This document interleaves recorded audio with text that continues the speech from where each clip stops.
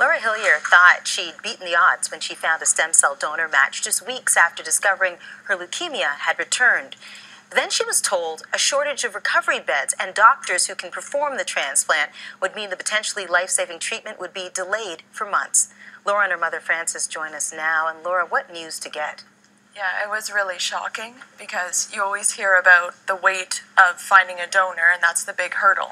And when we heard that there was multiple matches and they're narrowing down a specific person right now, it was like, we're so happy, it's so great, and feeling great about it. And then to hear that we're put on this waiting list because there's not a transplant bed or isolation special room available was really hard to hear, because the wait is not a benign wait. So. No, it is not a benign wait. There's severe and serious consequences. And as her mom, Frances, I know this is hard news for you to take, but as you did your research, you discovered that this is a Canada-wide problem. That's right. I mean, first when we asked lots of questions and heard that she had to have this chemotherapy just because of the wait time to keep her body in remission, I said, send us anywhere. Like, we'll relocate. Can we go to Ottawa or Princess Margaret? And they said it's across Ontario.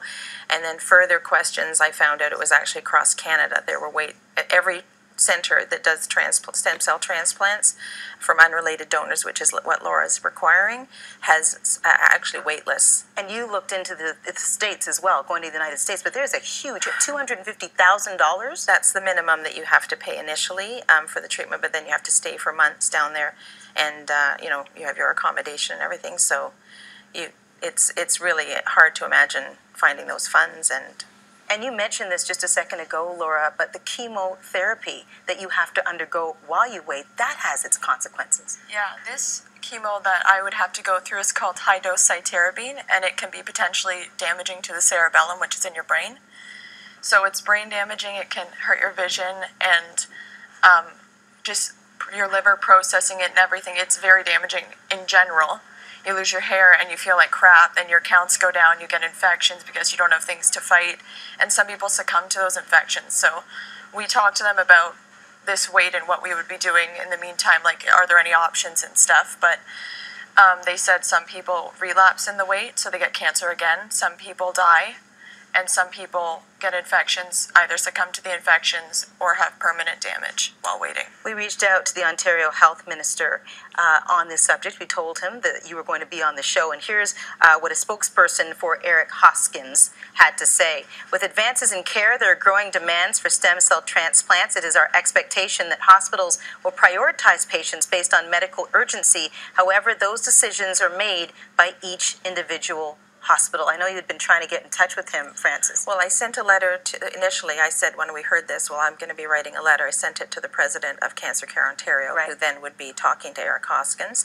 And I did hear back from him, but I have not yet heard from Eric Hoskins until now, or Kathleen Wynne, but I did copy her on the letter as well. I feel that there needs to be a short-term solution for all the people on the wait list. If it is across Canada, there are wait lists for stem cell transplants, and the wait is not a benign wait. The wait is being treated with chemo and possibly losing people along that way while they wait. There has to be addressed, as well as the long term. It's wonderful that stem cell transplants are now being used as cures for more diseases and greater age ranges of patients as well. They used to only transplant people up to the age of 40, and now they can do transplants up to 70. So that just, expands the whole need so much more. So we're just hoping that, that there will be something more done in an urgent way. Frances and Laura, we appreciate you coming in, and we're going to continue to follow what happens. Okay? Thank you All the best to you. Thank you very much. We reached out to Health Minister Rona Ambrose, and she declined our request to comment.